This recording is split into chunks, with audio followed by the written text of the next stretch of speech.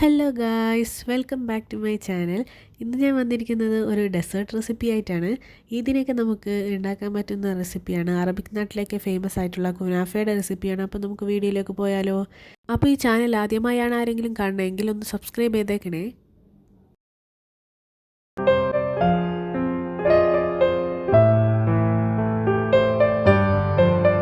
ആദ്യം തന്നെ നമുക്ക് കുനാഫ ഡോ ഒന്ന് കട്ട് ചെയ്ത് വയ്ക്കാം.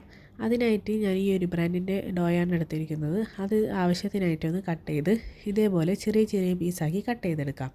അതിന് ശേഷം ഇതൊരു പാത്രത്തിലേക്ക് മാറ്റിയിട്ട് മെൽറ്റഡ് ബട്ടർ യൂസ് ചെയ്ത് അതൊന്ന് മിക്സ് ചെയ്തെടുക്കാം. അത് നന്നായി തന്നെ കുഴച്ചെടുത്ത് നന്നായി ഒന്ന് മിക്സ് ചെയ്തെടുക്കണം. ഈ രീതിയിൽ മിക്സ് ചെയ്ത് അതൊന്ന് മാറ്റി വയ്ക്കാം. അതിനുശേഷം ഒരു പാനിലേക്ക് 1.5 ടേബിൾ സ്പൂൺ മൈദയും 1.5 ടേബിൾ സ്പൂൺ കോൺഫ്ലവറും ആഡ് ചെയ്തതിന് ശേഷം അതിലേക്ക് കുറേശ്ശെയായി മിൽക്കും ആഡ് ചെയ്ത് അതൊന്ന് ജസ്റ്റ് ഒന്ന് മിക്സ് ചെയ്തെടുക്കാം. കട്ടയില്ലാതെ കുറേശ്ശെയായി മിൽക്ക് ആഡ് ചെയ്ത് മിക്സ് ചെയ്തെടുക്കണം. ഇങ്ങനെ കുറേശ്ശെയായി മിൽക്ക് ആഡ് ചെയ്ത് ഫുൾ മിൽക്കും ഇതുപോലെ കുറേശ്ശെയായി ആഡ് ചെയ്ത് നമുക്ക് നന്നായി ഒന്ന് കട്ടയില്ലാതെ മിക്സ് ചെയ്തെടുക്കാം.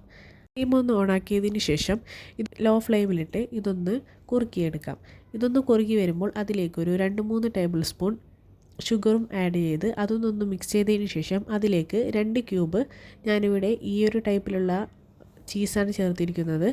ഈ ചീസ് നമുക്ക് ചേർത്ത് കൊടുക്കാം. അതും നന്നായി മിക്സ് ചെയ്തെടുക്കാം.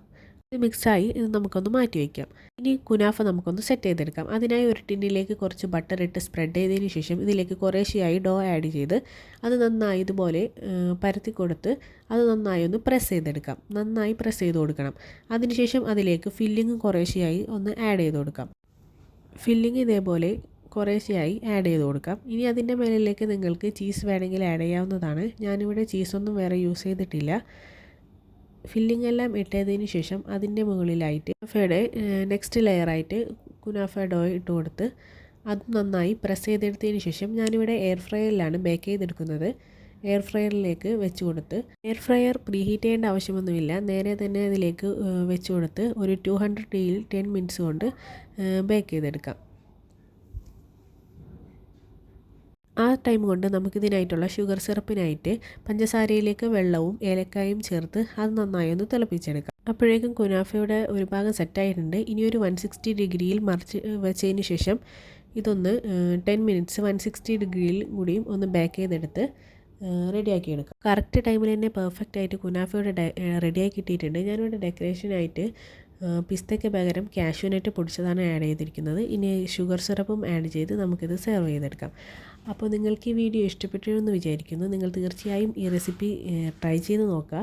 ഒട്ടും ഫ്ലോപ്പ് ആവില്ല. എൻ്റെ ഫസ്റ്റ് ട്രൈ തന്നെയായിരുന്നു. അതിൽ തന്നെ നല്ല പെർഫെക്റ്റ് ആയിട്ട് കിട്ടിയിട്ടുണ്ട്. നല്ല ടേസ്റ്റും ഉണ്ടായിരുന്നു. അപ്പോൾ നിങ്ങൾക്ക് വീഡിയോ ഇഷ്ടപ്പെട്ടെങ്കിൽ ലൈക്ക് ചെയ്യുക, ഷെയർ ചെയ്യുക, സബ്സ്ക്രൈബ് ചെയ്യുക, തൊട്ടടുത്ത ബെല്ലൈക്കൻ അമർത്താൻ മറക്കരുത്. അപ്പോൾ പുതിയൊരു വീഡിയോ ആയിട്ട് വരാം. ബൈ.